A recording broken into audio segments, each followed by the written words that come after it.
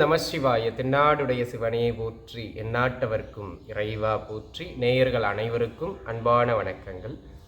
அன்பு நேயர்களே, இந்த பதிவில் நாம் என்ன பார்க்க இருக்கோம் அப்படின்னு கேட்டுக்கிட்டிங்கன்னா, வருகின்ற 2025 மே மாதம் 18ஆம் தேதி அன்று நடைபெற இருக்கின்ற ராகு கேதுக்களின் பெயர்ச்சிக்கான பலாபலன்களை உங்களுடைய ஜென்ம ராசிக்கு எவ்வாறு அமைகின்றது அப்படிங்கிறதாங்க பார்க்க இருக்கும்.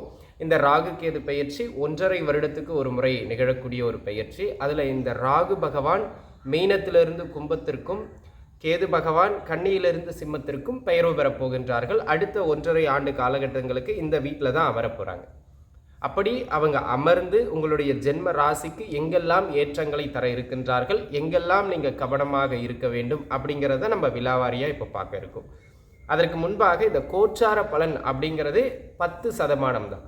அது சிறப்பாக இருந்தாலும் சரி, மிக மோசமானதாக இருந்தாலும் சரி, அதனுடைய பலாபலன்கள், அதனுடைய பலம் அப்படிங்கிறது 10% தான். அப்போ எதுங்க மிக பலமானது அப்படின்னு கேட்டிங்கன்னா, உங்களுடைய சுய ஜாதகத்தில் நடைபெறுகின்ற தசாபுக்தியை. அப்போது இந்த பலனில் கேட்குறது உங்களுக்கு எதிர்மறையாக இருந்தால் உடனே பயப்பட வேண்டிய அவசியம் இல்லை. ரொம்ப நேர்மறையாக இருக்குன்னு சொல்லி முக்கியமான விஷயங்களில் அகலக்கால் வச்சிடக்கூடாது. ஒரு முறை உங்கள் சுய ஜாதகத்தையும் பார்த்து கொண்டு அதன் பிறகு எந்த ஒரு முக்கிய விஷயங்கள்லையும் நீங்கள் ஈடுபடுறது மிக நன்மையை உங்களுக்கு ஏற்படுத்தி கொடுக்கும். சரிங்களா?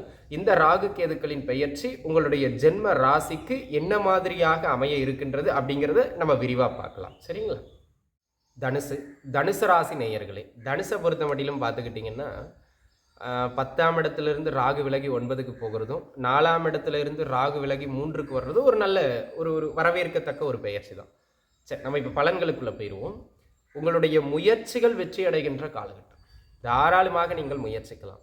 ஆக அன்பு நண்பர்களே, நீண்ட நாளாக ஏதேனும் முயற்சி வச்சுக்கிட்டு இருக்கீங்க. அது வீடு கட்டுறதா இருக்கலாம், தொழில் சார்ந்தா இருக்கலாம், குடும்பம் சார்ந்தா இருக்கலாம், நட்பு வட்டாரம் சார்ந்தா இருக்கலாம், உங்கள் இலக்கு சார்ந்தா இருக்கலாம்.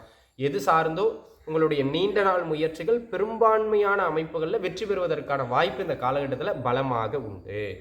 உங்கள் சுய ஜாதக தசாபுக்தியை எடுத்து வச்சுங்க. ஏன்னா தசாபுக்தி எதுக்கு மேட்ச் ஆகுதோ அந்த பலன் தான் உங்களுக்கு வலுவாக நடக்கும்.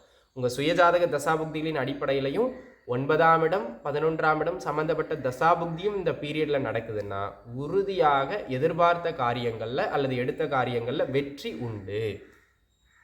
அதே போல் பல மனிதர்களினுடைய நட்பு வட்டாரங்கள் புதிதாக கிடைக்கும். திடீர்னு உங்களுக்கு நெருக்கடிகள் ஏற்படும் போதெல்லாம் திடீர்னு உதவிகளும் கிடைக்கும்.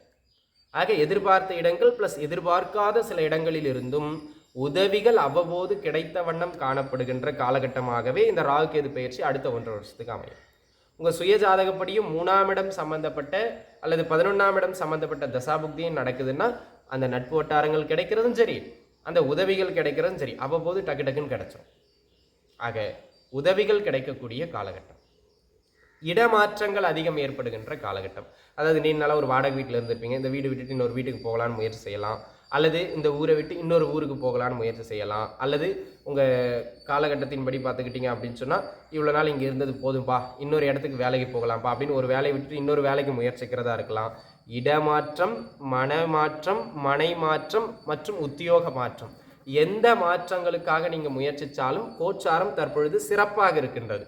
பல மாற்றங்களை உங்களுக்கு ஏற்படுத்தி கொடுக்கும்.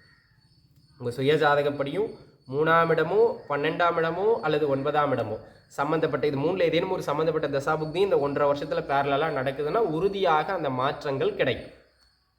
அதே போல் அன்பு நண்பர்களே, நீண்ட நாளாக ஏதேனும் ஒரு சொத்து பத்துக்களை விற்கணும், அதுக்காக முயற்சி செஞ்சுக்கிட்டு இருக்கீங்க, ஆனால் அது தடைப்பட்டுக்கிட்டே போய்கிட்டே இருக்குது, ஆனால் அதை விற்றுட்டிங்கன்னா நான் இந்த வேலையை முடிச்சிருவேன், அந்த வேலையை முடிச்சிருவேன், கையில் காசு வந்துடுச்சுன்னா அப்படின்னு எதிர்பார்த்துக்கிட்டு இருக்கீங்கன்னா அன்பு நண்பர்களே, இந்த காலகட்டம் அந்த விற்க முடியாத சொத்து பத்துக்களை கூட விற்று விடுவீர்கள்.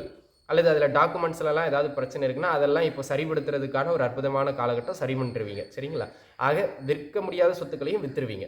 ஸோ 3ஆம் இடம் சம்பந்தப்பட்ட தசாபுக்தியும் உங்கள் ஜாதக ரீதியாக அமைகின்றது என்றால் உறுதியாக இந்த அமைப்புகள் கைகூடி வரும், கவலை வேண்டாம். சரிங்களா? இது ஒரு அமைப்பு. அதனை அடுத்ததாக அன்பு நண்பர்களே, இந்த காலகட்டத்தை பொறுத்த மட்டிலும் ஒரு முக்கியமான விஷயம் என்ன அப்படின்னு கேட்டிங்கன்னா, நிறைய ஒப்பந்தங்கள், தொழில் சார்ந்து ஒப்பந்தங்கள் மேற்கொள்வது அல்லது எதையும் சார்ந்த ஒப்பந்தங்கள் அக்ரிமெண்ட்ஸ் போடுறது இதெல்லாம் அடிக்கடி நடக்கும். அல்லது சிறுதூர பயணங்களாக உத்தியோக நிமித்தமாக அடிக்கடி ஒரு ட்ராவலிங்கில் ஒரு மூமெண்ட்லேயே இருக்கிறது மாதிரியான ஒரு காலகட்டமாக தனுர் ராசி நேயர்களுக்கு இந்த காலகட்டம் அமைய பெறுகின்றது அப்படிங்கிறத நீங்கள் மனதில் வச்சுக்கணும். ஆக அன்பு நண்பர்களே, இந்த காலகட்டத்தை பொறுத்த மட்டிலும் ஒரு ஒரு பயணங்கள் மூமெண்ட்லேயே இருப்பீங்க. ஜாதகப்படியும் பார்த்தீங்கன்னா 9ஆம் இடமோ அல்லது 3ஆம் இடமோ சம்மந்தப்பட்ட தசாபுக்தி நடக்குதுன்னா அலைச்சல்னு சொல்ல முடியாது. சம்பளத்தோடு கூடிய மூமெண்ட்லேயே இருப்பீங்க வேலை நிமித்தமாக, அல்லது உறவுகள் வீட்டுக்கு பயணப்படுறது மாதிரியான ஒரு அமைப்புகளில் இருப்பீங்க. ஸோ இந்த மாதிரியான நகர்வுகள் பயணங்கள் அதிகரித்த வண்ணம் காணப்படுகின்ற காலகட்டம். உத்தியோகத்தில் தொழிலில் இருந்து வந்த மிக கடுமையான நெருக்கடிகள் குறையும். இந்த வேலையெல்லாம் பார்க்கறதுக்கு நான் இதே வீட்டில் உட்காந்துருவேன் அப்படின்னு யாரெல்லாம் ஒரு கசப்போட வேலை பார்த்துக்கிட்டு இருந்தீங்களோ அந்த கசப்புணர்வு குறையும். உத்தியோகத்தில் பணிச்சுமை அதிகரிக்கலாம், ஆனால் அந்த வெறுப்பு தட்டிக்கிட்டு இருந்திருக்கும் இல்லையா, அதெல்லாம் கொஞ்சம் குறையக்கூடிய காலகட்டம். அது மட்டும் இல்லாமல் உங்கள் ஜாதக அமைப்பின்படி தொழில் சார்ந்த அமைப்புகளில் இருந்து வந்த பிரச்சனைகள் அல்லது தொழிலே க்ளோஸ் பண்ணுற நிலைமைக்கு போயிட்டு இருந்தது கூட இப்போ பரவாயில்ல, ஓரளவுக்கு பண்ணலாம், கையில் 4 காசு வருது அப்படிங்கிற மாதிரியான தொழில் முன்னேற்றம், தொழில் நகர்வு பரவாயில்லைங்கிற அளவுக்கு இருக்கும். ஜாதகப்படியும் 10ஆம் இடமோ 11ஆம் இடமோ சம்மந்தப்பட்ட தசாபுக்தியும் இப்போ பேரலாக போகுதுன்னா அந்த தொழில் முன்னேற்றங்கள் பரவாயில்லை என்று சொல்லக்கூடிய அளவுக்கு ஒரு நகர்வை தரக்கூடியது மாதிரியான அமைப்புகளில் இந்த காலகட்டம் அமைய பெறுகின்றது அப்படிங்கிறத நம்ம மனதில் உள்வாங்கிக்கிடணும். ஆக அன்பு நண்பர்களே, இந்த காலகட்டத்தை பொறுத்த மட்டிலும் நிதானமாக நீங்கள் செயல்பட்டாலே போதும் இதில், சரிங்களா? அதே போல் அன்பு நண்பர்களே, இந்த காலகட்டம் திருமணம் புத்திரபாகியம் சார்ந்த அமைப்புகளை வலுவாக இயக்கலை, இருந்தாலும் சுய ஜாதக அமைப்பின்படி 7ஆம் இடமோ 5ஆம் இடமோ 11ஆம் இடமோ சம்மந்தப்பட்ட தசாபுக்தியும் நடக்குமானால் திருமணமும் குழந்தை பாக்கியமும் கிடச்சிரும். ஏன்னா ராகு கேதுக்களால் இப்போ அது கொடுக்கவும் இல்லை, தடுக்கவும் இல்லை. உங்கள் சுய ஜாதகம் நடந்ததுன்னா அது கிடச்சிரும். ஏன்னா நீங்கள் அது சொல்லலையேன்னு கேட்பீங்க, அதனால் இதை சொல்லிட்டேன், சரிங்களா? அதேபோல் அன்பு நண்பர்களே, இந்த காலகட்டத்தை பொறுத்த மட்டிலும் உயர்கல்வி படிக்கிறவங்களுக்கு அந்த உயர்கல்வியில் கொஞ்சம் மந்தத்தன்மை ஏற்படும், அல்லது படிப்பில் கொஞ்சம் நிதானத்தன்மையோடு இருக்கக்கூடிய காலகட்டம். அப்போ உயர்கல்வி படிக்கிற பிள்ளைங்க கொஞ்சம் கவனத்தோடு நகரணும். 8ஆம் இடம் 12ஆம் இடம் சம்மந்தப்பட்ட தசாபுக்தி நடந்ததுன்னா சோம்பல் தனத்தினால உயர்கல்வியில் மந்தத்தன்மையை ஏற்படுத்திக்கிடுவீங்க. அது இல்லாமல் கொஞ்சம் கவனத்தோடு அப்படியே அழகாக நகர வேண்டியது அவசியங்கிறத நீங்கள் மனசில் புரிஞ்சு வச்சுக்கிடணும், சரிங்களா? அதனை அடுத்ததாக தகப்பனாரோடு அப்பப்போ கருத்து வேறுபாடுகள் ஏற்படலாம், அல்லது பூர்வீக சொத்துக்கள் ஏதாவது பிரச்சனையோ வில்லங்கங்களோ வரலாம். அப்போ அது சார்ந்து நீங்கள் எதுவும் முதல்ல பேச்ச ஆரம்பிக்காமல் இருக்கிறது நல்லது. தகப்பனாரோட உடல்நிலையில் கொஞ்சம் பார்த்து இருந்துக்கிடணும், அல்லது தகப்பனார் ஏதாவது கொஞ்சம் முன்ன பின்ன பேசுகிறாருன்னா ஆமாம்பா அது பண்ண அட்ஜஸ்ட் பண்ணி போயிடணும், சரிங்களா?